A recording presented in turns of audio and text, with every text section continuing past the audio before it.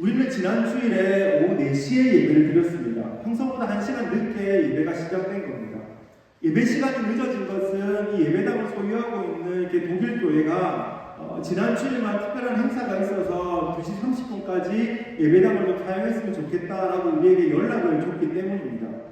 우리의 예배가 3시에 시작이 되니까 2시 30분까지 독일 교회가 사용을 하면 좀 무리해서 평소처럼 예배를 드릴 수 있지만 임원들이 협의를 했을 때 서로 불편한 것보다 우리가 조금 시간을 미루면 서로 쾌적하게 예배 시간을 장소를 사용할 수 있지 않을까라고 하는 의견이 일치를 봐서 1시간 뒤로 예배를 미룬 것입니다. 그리고 우리는 지난주에 오후 4시에 예배를 드리고 평소보다 조금 늦게 귀가를 했죠. 그래서 지난주 중에 어떤 분이 저에게 아니 어떻게 예배 시간을 마음대로 조정할 수 있습니까? 라고 연락을 하신 분은 아무도 안 계십니다. 갑자기 표정들이 너무 굳어지셔가지고 제가 우리에게 예배 시간은 정말 중요하죠. 주일에 공동체가 한자리에 모여서 우리가 이렇게 예배를 드리는 것은 안식 후 첫날 예수님께서 부활하신 것, 그리고 그 부활 때문에 우리가 구원을 받게 되었다라고 하는 그 믿음의 고백과 동시에 피조물인 인간이 창조주이신 하나님께 나아가 경배를 드리는 일이 마땅하기 때문에 우리는 주일에 한자리에 모여서 예배를 드리는 겁니다. 그러므로 성도는 주일 예배를 드리는 것, 이것은 굉장히 중요한 일입니다. 그럼에도 불구하고 우리 공동체가 예배 시간이 조정된 것에 대해서 아무도 불편한 감정을 느끼지 않는 것은 예배 시간이라고 하는 것이 성경에 정해준 것이 아니라 우리 공동체가 필요에 의해서 정할 시간이기 때문에 그렇습니다. 그러니까 성도라고 한다면 누구나 주일에 예배를 드리는 것은 당연한 일이지만 상황에 따라서 예배 시간은 이렇게 저렇게 달라질 수도 있다는 말입니다. 예배 시간이 달라진다고 해서 그 누구도 불편해하거나 문제를 삼을 수는 없다는 거죠. 사람이 정한 기준을 마치 성경에 나와 있는 것처럼, 마치 하나님이 말씀하신 것처럼 예배는 꼭 오전 11시에 드려야 돼, 어린이들은 꼭 오전 9시에 드려야 돼, 그렇게 정해놓고 거기에 막 틀을 맞춰서 그렇게 우리가 생활할 필요는 없다는 것입니다. 이미 말씀을 드렸지만 이방인 보내려고 회심한 일은 사도행전 속에서도 그리고 역사적으로도 굉장히 중요한 사건이었습니다. 이방인에게 복음이 전해졌다라고 하는 것도 굉장히 중요한 일이었고, 그리고 베드로의 시각이 변화되었다, 베드로의 생각이 변화되었다. 좁은 시각으로 모든 땅이라고 하는 것을 유대인들이라고만 생각했던 베드로가 이제는 모든 사람에게 복음이 전해져야 된다, 유대인뿐만이 아니라 초월해서 누구에게든지 복음이 전해져야 된다라고 하는 것을 인식할 수 있는 중요한 중요한 기회였기 때문에 고넬료에게 복음이 전해진 것, 그리고 고넬료가 회심한 이 사건은 굉장히 중요한 사건이었습니다. 그렇다 보니까 이 사건을 경험하고 이제 예루살렘, 자신이 목회했던 예루살렘으로 돌아갔던 베드로는 굉장히 기분이 좋았을 겁니다. 야, 나에게 이런 특별한 일이 있었지, 그냥 이방인에게만 복음이 전해진 그 정도 문제가 아니라 내가 이렇게 목회를 하고 있는, 내가 이렇게 사역을 하고 있는 내 시각이 변화되었고 내 생각이 완전히 변화된 놀라운 역사였기 때문에 이 놀라운 소식을 가지고 예루살렘으로 복귀한 베드로는 아마 굉장히 기뻤을 겁니다. 그런데 그런 베드로가 돌아오니까 그를 정면에서 비난하는 자들이 있었습니다. 그 사람들이 바로 할례자들입니다. 할례자들이 누굽니까? 말 그대로 할례를 받은 사람들입니다. 사실 예루살렘에서 예수님을 믿는 자들은 모두가 할례를 받은 사람들입니다. 유대인들은 할례를 받으니까 모두가 이제 할례 받은 자들이었죠. 그런데 오늘 본문에서는 특별히 이 사람들을 향해서 할례자들이다라고 그렇게 말을 하고 있습니다. 왜냐하면 이들이 유독 할례에 집착을 했기 때문에 그렇습니다. 이미 그리스도인이 되었지만, 이미 그리스도인이 되어서 율법이 아닌 복음 속에서, 은혜 속에서 살아가고 있었지만 자신들이 가지고 있었던 유대법 그리고 전통, 거기에 이제 집착을 하면서 살아갔던 것이죠. 그래서 이들이 그렇게 집착을 했기 때문에 이런 할례자들이다라는 말이 이름이 붙었고, 이들이 계속해서 베드로뿐만이 아니라 앞으로 바울도 사역할 때도 계속 딴지를 거는, 비난을 하는 이런 일들이 발생을 했던 겁니다. 그런데 이들이 이제 베드로를 향해서 비난을 하는데 그 이유는 정작 할례 만큼 할례의 목숨을 걸고 있는데 정작 이들이 가지고 있었던 비난의 이유는 따로 있었습니다. 오늘 보면 3절에서 이렇게 말씀하고 있죠. 이르되 내가 무할례자의 집에 들어가 함께 먹었다 하니 무슨 말입니까? 고넬료의 집에 가서 그들과 함께 밥을 먹었다는 겁니다. 지금 그것 때문에 너는 잘못했어. 어떻게 고넬료의 집에 가서 할례도 받지 않는 사람의 집에 가서 너는 밥을 먹을 수 있어? 지금 그렇게 비난을 하고 있다는 거죠. 할례를 주장하는 자들이니까 아니 어떻게 할례받지 않은 사람에게 세례를 줬냐? 어떻게 할례받지 않은 사람에게 복음을 전했냐? 그렇게 비난을 하는 건 이해가 되는데 아니 어떻게 그 사람과 함께 밥을 먹었냐? 지금 그렇게 비난을 하고 있는 겁니다. 무슨 지금 코로나 시대입니까? 코로나 시대라서 그 고넬료 코로나 걸렸는데 어떻게 그 사람들과 밥을 먹고 와가지고 우리에게 이렇게 복음을 전하냐? 지금 그걸로 딴지를 거는 겁니까? 할례를 받지 않은 사람들과 밥을 먹는 게 죄입니까? 예수 안 믿는 사람하고 우리가 교제를 나누고 예수 안 믿는 사람하고 같이 밥을 먹는 거 그것이 죄입니까? 아닙니다. 법으로도 전혀 문제가 없고 성경으로도 문제가 없습니다. 걸리는 게 있다면 딱 한 가지, 그들이 가지고 있었던 유대인의 법, 그들이 만들어 놓은 규칙, 유전이라고 하는 인간의 법, 그것이 그들의 마음에 걸렸던 겁니다. 예배는 오후 3시에 드려야 돼. 그리고 예배 시간에 가운을 입고 있어야지. 그렇게 인간들이 만들어 놓은 법, 거기에 걸려서 아니 어떻게 그 사람과 함께 밥을 먹으냐? 아니 어떻게 그 사람과 함께 교제를 나누냐? 지금 그렇게 막 비난을 하고 있다는 겁니다. 자신들이 만들어 놓은 그 인간적인 법에 그 법을 잣대로 가지고 나와가지고는 조금이라도 맞지 않으면 막 비판하고 비난을 하는 모습, 자신들의 리더인데도 불구하고 자신들에게 말씀을 가르치는 자임에도 불구하고 자신들이 예전에 살았던 그 모습을 버리지 못해서 그것을 가지고 나와서 지금 베드로를 비난하고 심지어 고넬료가 은혜를 받고 고넬료가 새로운 사람이 했고 고넬료가 예수님을 믿게 되었는데 그것조차도 지금 눈앞에 보이지 않는 그 말도 안 되는 비난을 하고 있는 모습, 그들이 바로 지금 할례자들의 모습이라는 겁니다.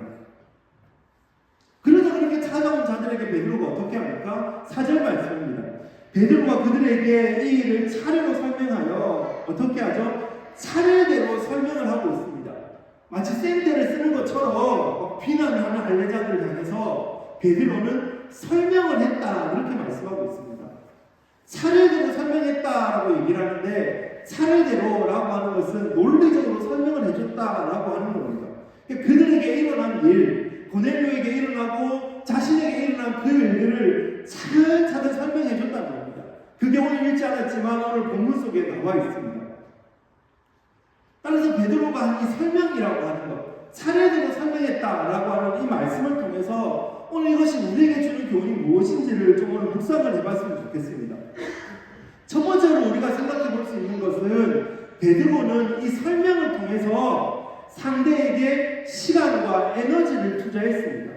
이 차례대로 설명했다라고 하는 이것을 통해서 베드로는 지금 할례자들에게 시간과 에너지를 투자하고 있는 것을 보게 됩니다.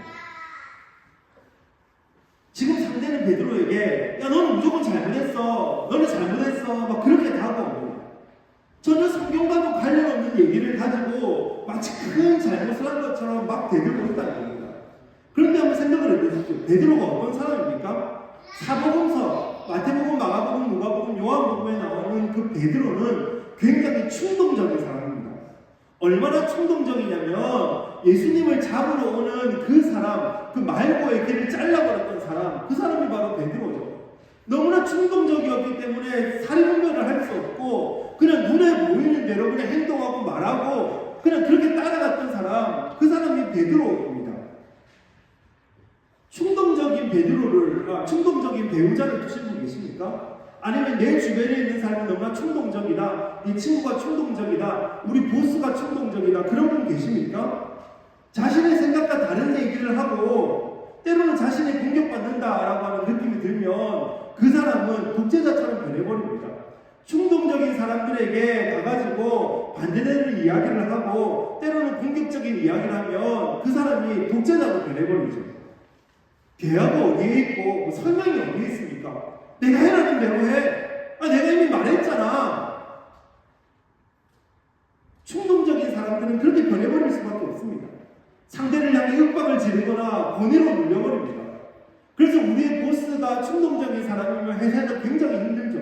배우자가 충동적인 사람이면 매일매일 눈치를 보면서 살아가고 있지 않습니까? 그러나 오늘 본문의 베드로는 그렇지 않습니다. 사복음서에서 그렇게 충동적이었던 베드로가 오늘 본문에서는 이 우리가 읽지 않았지만 5절에서 18절까지 긴 구절을 할애해서 자신의 본 환상을 이야기를 하고 그와 동시에 고넬료에게 성령께서 말씀하셨던 그 이야기들을 길게 설명을 하고 있습니다. 무엇을 말씀하고 있습니까? 상대에게 자신의 마음을 내어줬다는 겁니다. 노력과 시간을 투자해서 상대에게 다가갔다는 겁니다. 더 정확히 말하면 이 충동적인 베드로가 특별히 고넬료 사건을 통해서 하나님의 시각을 변화시켜 주시니까 그 변화된 시각으로 그들에게 다가가서 그들에게도 충동적으로 다가갔던 것이 아니라 그들에게도 변화된 시각으로 다가가고 시간과 에너지를 투자하는 그런 사람이 되었다는 겁니다. 이것이 증인의 삶입니다. 이것이 증인의 삶. 내가 말이 맞지 않고 대화가 잘 되지 않고 때로는 나에게 공격적으로 다가오는 사람이 있다 할지라도 그 사람을 무시하고 그 사람을 배제해버리는 것이 아니라 그 사람에게 시간을 투자하고 나의 에너지를 투자하고 그 사람과 함께 교제를 나누는 것, 그것이 바로 증인의 삶이라는 겁니다. 우리 교회 순 리더는 원래 순장 그리고 말씀 리더 이렇게 구성이 되어 있었습니다. 각 순에 말씀 리더가 세워져 있다. 그리고 그 말씀 리더가 책임감 있게 말씀을 준비하고 또 순 모임에 나아가서 그 준비한 묵상한 말씀을 나눈다라고 하는 건 참 좋은 일입니다. 굉장히 중요한 일입니다. 그렇기 때문에 말씀 리더로 사역을 하시는 분들은 최선을 다해서 말씀을 준비하시고 또 모임 시간에 내 말을 잘 들어주지 않는다 할지라도 묵상했던 말씀을 잘 설명하시고 또 그렇게 잘 표현해 주시기를 바랍니다. 그럼에도 불구하고 지금 우리 교회는 순 속에서 이렇게 순장, 말씀 리더, 그렇게 순 리더를 세우지 않고 순장과 총무라고 부르고 있습니다. 누가 높고 낮은 건 아닙니다.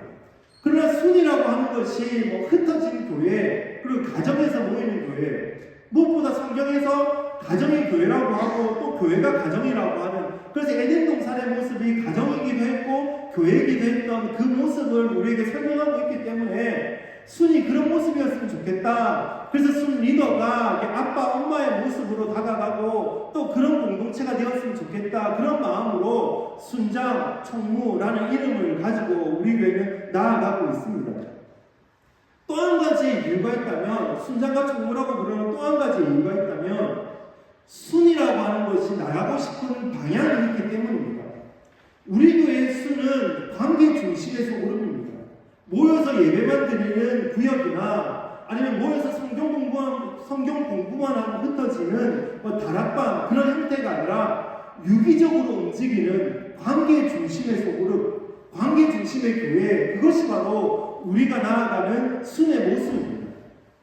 관계 중심의 교회라고 하는 건 형식적인 소그룹, 그냥 소그룹 시간이 되었으니까 모여서 그냥 그 시간 때우고 흩어지는 것이 아니라 서로가 서로를 경험하고 그리고 서로가 서로를 알아가고 그리고 깊이 있는 대화와 나눔을 통해서 서로의 기도 제목들을 알고 또 그것을 가지고 흩어져서 함께 기도하고 그리고 함께 기도한 그것 가운데 하나님께서 그 공동체에게 주시는 그 응답을 가지고 함께 모여서 하나님의 역사를 나누는 것, 그래서 함께 울면서 또 함께 웃으면서 그렇게 관계를 맺어가는 것, 그것이 바로 관계 중심의 소그룹입니다.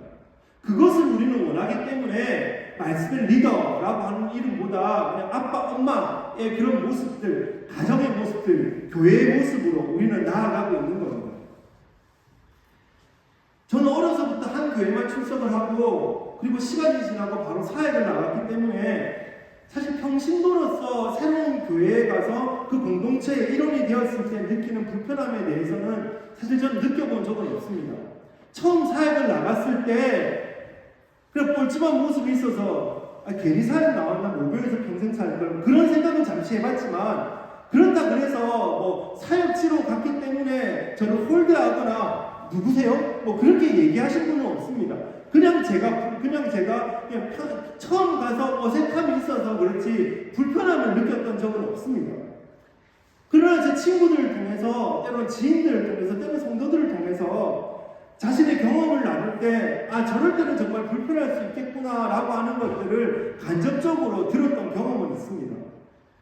들었던 얘기 중에, 그래, 불편했겠다라고 했던 얘기들이 있는데, 첫 번째는 교회를 갔는데 아무도 아는 척을 해주지 않더라는 겁니다. 그분이 왔을 때 너무 아는 척하면 좀 뻘쭘할 수도 있을 것 같고, 그래서 그냥 잠시 옆에 뒀는지는 모르겠지만 그냥 아무도 아는 척을 안 해줘서 좀 뻘쭘했다, 그런 이야기를 했습니다.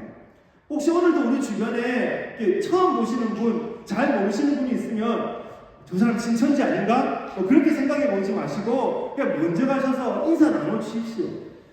왜 오셨는지도 물어보지 마시고 호구조사하지 마시고 그냥 가셔서 편하게 인사 나눠주십시오. 먼저 인사하는 얼굴에 침 뱉지 못한다고, 웃는 얼굴에 침 뱉지 못한다고 우리가 먼저 인사했을 때 돌아서가지고 야, 이 교회는 너무 끈적끈적하게 다가와서 불편해, 그렇게 얘기하시는 분들은 아무도 안 계십니다. 돌아보셨을 때 누군지 모르겠으면 그냥 먼저 다가가셔서 인사해 주십시오. 그리고 또 한 가지의 이야기가 있는데, 그것은 이제 소그룹에서 있었던 이야기입니다. 그 교회에 갔는데 가자마자, 청년 시절에 갔는데 가자마자 소그룹에 들어가라 그러고 이제 아무도 모르는 장소에 동그랗게 앉아서 이 소그룹 모임이 시작되었습니다. 근데 처음 오셨으니까 그 사람에게 계속 나누라는 겁니다. 마음에 있는 것들을 나눠주십시오. 기도 제목을 나눠주십시오. 계속 나누라는 거예요.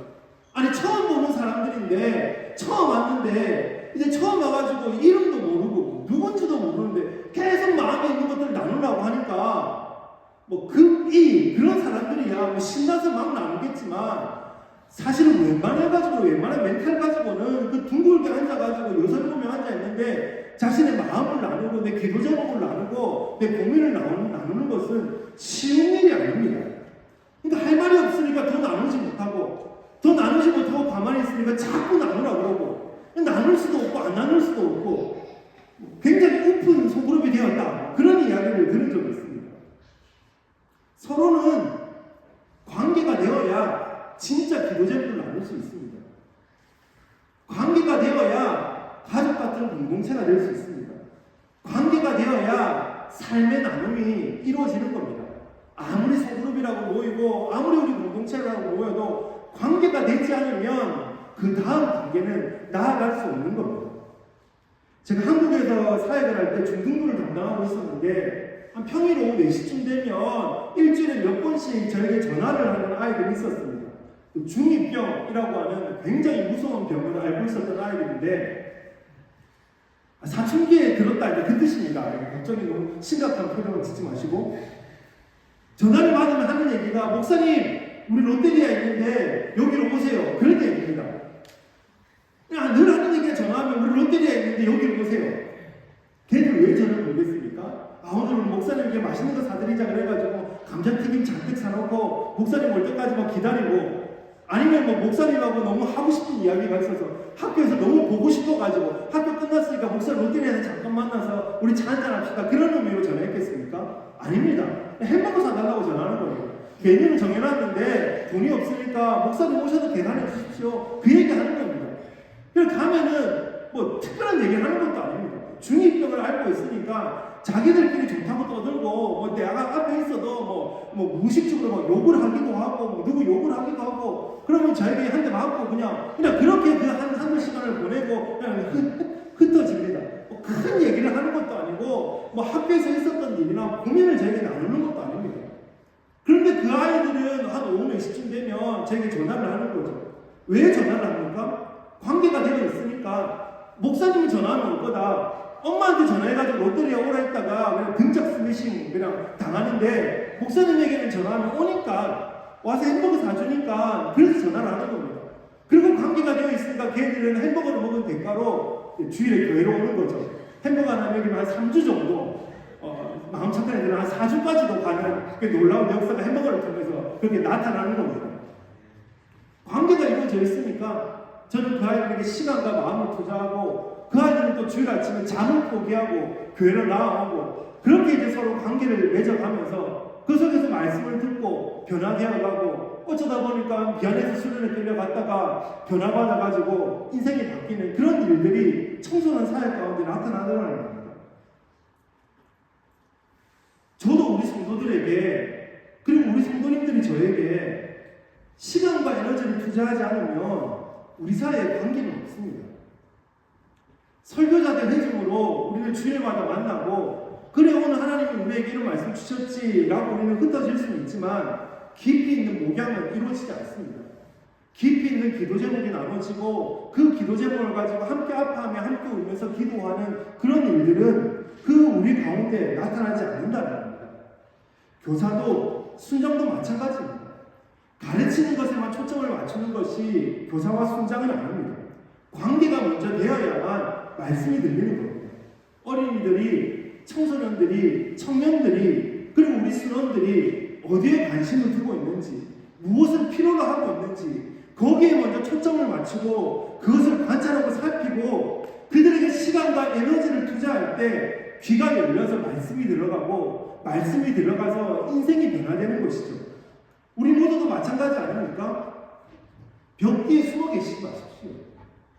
선을 그어놓고 순장님 이 선을 넘어오지 마십시오. 목사님 여기를 넘어오지 마십시오. 제가 주일날 교회 가서 설교자들 회중으로는 만나드리고 순장대 순원으로는 만나주겠지만 그 이상의 관계를 나에게 요구하지 마십시오. 그러면 우리에게 깊이 있는 교제, 깊이 있는 기도 제목 나눔, 깊이 있는 서로의 그 말씀의 나눔들은 우리에게 찾아보기 어려울 수도 있습니다. 내가 세운 벽을 허물고 손을 치울 때 우리는 아름다운 성도의 교제가 이루어지는 겁니다. 그렇게 꿈에 그리던 그렇게 고백하는 그 성도의 교제 만날 때마다 부둥켜 안고 그 기도 제목 어떻게 되었어요? 지난주에 새로운 회사로 출근하셨는데 어떻게 잘 되었어요? 논문 쓰고 있는 것 한 줄이라도 잘 나갔어요? 내가 이번 한 주간 동안에 기도하고 있었어요. 그 편찮으셔서 병원 가셨는데 제가 기도했어요. 기도하니까 어떻게 좀 마음의 은혜가 있으셨던가요? 그 나눔들 시간이 투자되지 않고 에너지가 투자되지 않고 마음이 투자되지 않으면 우리 가운데 그런 나눔들 그런 교제는 찾아볼 수 없습니다. 서로가 서로에게 시간과 에너지를 투자하는 우리가 되시기를 간절히 바랍니다. 내 마음과 내 정성을 다해서 나를 위한 시간이 아니라 상대를 위하여 순장을 위하여 순원을 위하여 교사를 위하여 아이들을 위하여 시간을 투자하고 에너지를 투자해서 그 천국을 이루는 우리가 되기를 간절히 바랍니다. 그런가 하면 두 번째로 오늘 여기서 말하는 그 베드로의 설명, 이 베드로의 설명을 통해서 베드로는 상대방에게 은혜를 깨닫게 했습니다. 은혜가 무엇인지를 알게 해주었다는 겁니다. 사실 할례자들이 이렇게 비난을 하고 있는 것은 그 할례받지 않은 자들에 대한 그 할례자들의 우월주의 때문에 그렇습니다. 야, 너희는 할례를 안 받았잖아. 너는 이방인이잖아. 너희는 선택된 사람이 아니었잖아. 그 우월주의, 내가 더 잘났어, 내가 더 위야 라고 하는 그 우월감에 젖어 있었기 때문에 할례자들이 그 이방인들을 향해서 비난을 하고 있었던 겁니다. 그렇기 때문에 베드로는 할례자에게 이 긴 설명을 통해서 그것을 짚어주고 있습니다. 그 핵심이 15절 말씀입니다. 내가 말을 시작할 때에 성령이 그들에게 임하시기를 처음 우리에게 하신 것과 같이 하는지라 처음 우리에게 하신 것 같이 그들에게도 성령이 하셨다 그렇게 말씀하고 있죠. 여기서 처음이라고 말씀하는 것은 오순절 때 자기들에게 성령이 임한 그 사건을 말하고 있습니다. 오순절 때 자기들이 기도할 때 성령이 임하셔서 그 성령의 충만함을 받은 성령의 세례를 받은 그 사건을 말하고 있는 겁니다. 그러니까 자신들이 먼저 성령의 충만함을 받고 이방인들이 뒤늦게 성령 세례를 받았지만 하나가 아닙니다. 그 성령님께서 우리에게도 임하시고 그들에게도 임하셨다는 겁니다. 이것을 바울은 동일하게 말씀하고 있습니다. 고린도전서 12장 13절입니다. 우리가 유대인이나 헬라인이나 종이나 자유인이나 다 한 성령으로 세례를 받아 한 몸이 되었고 또 다 한 성령을 마시게 하셨느니라. 그리스도를 믿는 자들이 성령에 붙들려서 뭐 유대인이나 헬라인이나 종이나 자유자나 다 하나가 되었다는 겁니다. 우리 교회에 누가 먼저 왔고 누가 뒤늦게 왔고 누가 오늘 왔고 누구는 30년 전에 왔고 먼저 왔으니까 높고 뒤에 왔으니까 낮고 그것이 아니라 그냥 성령이 우리를 하나 되게 하셔서 종이나 자유인이나 헬라인이나 이방인이나 뭐 한국인이나 외국인이나 누구나 그냥 하나가 되게 성령이 우리를 하나로 묶어주셨다. 그것을 말씀하고 있다는 겁니다. 교회가 바로 그런 거죠. 성령을 통해서 하나가 되고 성령을 통해서 예수 그리스도의 몸이 된 공동체, 그것이 바로 교회, 그것이 바로 우리들입니다. 그렇기 때문에 우리는 누가 더 중요하고 누가 덜 중요하고 어떤 직분이 더 중요하고 어떤 직분이 더 중요하고 그것은 우리에게 없습니다. 베드로가 하고 싶었던 진짜 이야기, 그렇게 충동적인 베드로가 자신의 그 충동적인 감정을 억제하고 그 긴 시간 동안에 그들에게 외쳤던 진짜 하고 싶었던 얘기가 바로 이겁니다. 그리스도 안에서 성령을 통해서 하나가 된다는 것, 전혀 새로운 공동체가 된다는 것. 사실은 나도 유대인에게만 복음을 전해야 되고 사실 복음이라는 것이 유대인에게 한정되어 있었다라고 나는 믿고 살았는데 그 성령이 나에게 오셔서 아니야 복음이라는 것은 누구에게나 열려있고 누구나 복음을 들으면 우리는 하나야 라고 그것을 가르쳐 주셨던 그 사건. 그래서 우리는 전혀 새로운 공동체야. 예전에 믿었던 그런 모습이 아니라 오늘 그리스도 안에서 완전히 새로운 공동체가 되었어. 우리는 그 공동체로서 우리는 나아가야 돼. 그것을 전하고 싶었던 겁니다. 그것을 알지 못해서 눈이 가리워져서 그 할례, 그 반박한 것 때문에 막 비난하는 자들에게 야 네가 잘못했어. 어떻게 비난을 할 수 있어. 그렇게 막 다그친 것이 아니라 차근차근 설명을 해줬던 그 단 하나의 이유는 너도 이거 알아야 돼. 그 성령이 우리를 하나 되게 하셨는데 왜 너는 자꾸 높낮이를 찾고 왜 너는 자꾸 선을 나누고 왜 너는 자꾸 가르려고 해. 그거 아니야. 우리는 하나야. 성령 안에서 하나야. 우리 예수 그리스도의 몸일 뿐이야. 우리는 하나야. 지금 베드로는 할례자들에게 그것을 말씀하고 싶었다는 거예요.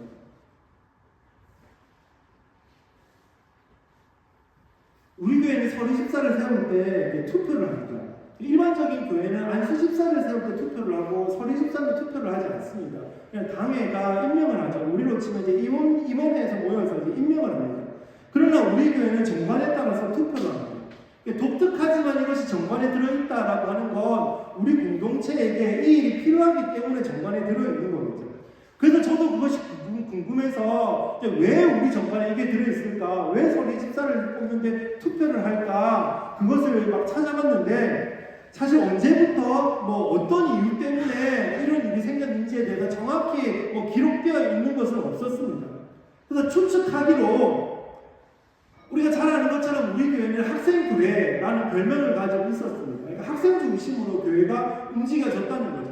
학생이 모여있다라고 하는 건 패기가 있고 젊고 역동적이다 그런 의미가 있습니다. 그런 장점이 있습니다. 그런데 우리 학생 시절도 다 거쳐보셨고 우리 학생분들도 있으니까 학생의 단점이 무엇입니까? 책임감이나 지속성이 좀 부족하다는 거죠. 그렇지 않은 분들도 있지만 학생의 단점이라고 하면 그런 모습들이 나타날 수밖에 없습니다. 그렇다 보니까 책임감을 위해서 또 사역의 지속성을 위해서 좀 더 책임있게 사역을 해라라고 하는 의미로 투표를 한 것이 아닌가라고 이제 추측을 하게 되었습니다. 그렇다 보니까 이 투표라고 하는 이 과정을 거쳐야 되니까 사실 누구를 세우고 또 그들을 뽑는 것에 어느 정도의 불편함들은 있습니다. 왜냐하면 후보로 세워진 분이 또 때로는 안 될 수도 있는 그 상황들도 생기니까 이것이 우리가 누구를 세우자, 누구를 뽑자라고 하는 것이 좀 불편할 수도 있습니다. 아무튼 서리 집사가 이렇게 투표를 통해서 세워지고 또 투표를 통해서 세워진 직분이다 보니까 또 그들이 소수이다 보니까 자칫하면 우리 머릿속에 드는 생각이 직분자와의 사역과 직분을 받지 않는 자의 사역이 나눠져 있는 것처럼 그렇게 비춰질 수도 있습니다. 그러나 그것은 아닙니다. 물론 직분자를 통해서 성도가 세워지고 또 직분자를 통해서 교회가 운영되는 것은 당연한 일이지만 우리 속에 무엇이 중요하고 무엇이 덜 중요하고 어떤 직분이 더 소중하고 어떤 직분은 덜 소중하고 직분이 있는 자는 더 뛰어난 자고 직분이 없는 자는 덜 뛰어난 자고 그것은 우리에게 없습니다. 하나님께서 달란트대로 우리에게 직분을 주셨고 달란트대로 우리를 보내주셨기 때문에 거기에 맞춰서 우리는 사역을 하면 됩니다. 우리는 누구나 성령에 이끌려서 예수 그리스도를 믿고 하나님의 자녀가 되었고 그 예수 그리스도를 믿고 하나님의 자녀가 된 우리는 그냥 하나입니다. 누가 높고 누가 낮고 누가 먼저고 누가 뒤고가 아니라 그냥 우리는 하나입니다. 어디든지 우리는 참여할 수 있고 어떤 사역이든지 우리는 달란트에 따라서 우리는 움직여 나아갈 수 있습니다. 직분을 받았건 직분을 받지 않았건 직분을 받은 지 오래되었건 아니건 그것이 아니라 그냥 주님이 우리에게 주신 달란트대로 우리는 사역을 하며 나아갈 수 있는 것입니다. 그래서 올해부터는 뭐 대표 기도자도 헌금위원도 좀 다양한 사람들이 좀 섬기기를 원합니다. 물론 아무나 세워서 막 대표 기도를 시킬 수는 없겠지만 그럼에도 불구하고 좀 다양한 사람들이 기도를 하고 다양한 사람들이 좀 헌금위원들을 했으면 좋겠습니다. 그래서 제가 뭐 대표 기도를 해달라고 이제 카톡을 보내면 저를 차단하지 마시고 편하게 대답해 주시기 바랍니다. 하루 이틀 고민을 하셔도 되지만 편하게, 여기서 포인트는 편하게 거절을 하셔도 된다는 뜻입니다. 그럼에도 불구하고 우리는 다양한 사람들이 다양한 사역에서 함께 해 나가기를 원합니다. 부서도 마찬가지 아닙니까? 어느 부서가 교회의 핵심이고 뭐 어느 부서는 짝퉁이 사역이고 그런 건 없습니다. 어느 부서는 누가 해야 되고 어느 부서는 누구만 있어야 되고 그런 것도 없습니다. 성령을 통해 우리는 예수 그리스도의 몸이 되었고 예수 그리스도의 몸을 세우기 위해서 우리는 받은 달란트대로 헌신하는 것입니다. 이제 한 주간이 지나면 우리 교회는 새로운 직분자들, 일꾼들을 세우는 그 임명을 할 것입니다. 보통 교회들이 이걸 첫 번째 주에 하지만 우리는 공동회의 때 또 감사와 또 재정부를 세우기 때문에 이 사역이 끝나고 난 뒤에 다음 주에 세웁니다. 이번 한 주간 동안에 기도하십시오. 그동안 했었던 사역을 그냥 형식적으로 또 하겠다 그것이 아니라 진짜 하나님이 나에게 어디에 필요하시고 내가 어디에 가서 사역을 하는 것이 좋을지를 고민하며 나아가십시오. 그리고 그 마음 가운데 움직임이 있다면 그 마음 가운데 두려움, 부담이 있다면 부장들에게 연락하시고 저에게 연락하셔서 마음껏 사역하십시오. 이 사역을 내가 해도 되나? 이 사역을 직분이 없는데 해도 되나? 그런 건 없습니다. 하나님이 주시는 대로 성령이 이끄시는 대로 마음껏 사역하며 나아가십시오. 어디든지 들어가셔서 하나님이 주시는 그 달란트를 마음껏 활용하십시오. 그것이 바로 오늘 베드로가 할례자들에게 하고 싶었던 말씀입니다. 이것이 은혜입니다. 이것이 은혜의 때를 살아가는 우리들의 모습입니다. 은혜가 없던 시절에는 만민 제사장이 될 수 없었지만 은혜를 주셨기 때문에 우리는 모두가 제사장이 되어 있고 하나님 우리에게 은혜를 주셨기 때문에 우리는 모두가 무엇이든지 사역할 수 있는 그 놀라운 시대, 우리는 그 은혜의 시대를 살아가고 있습니다.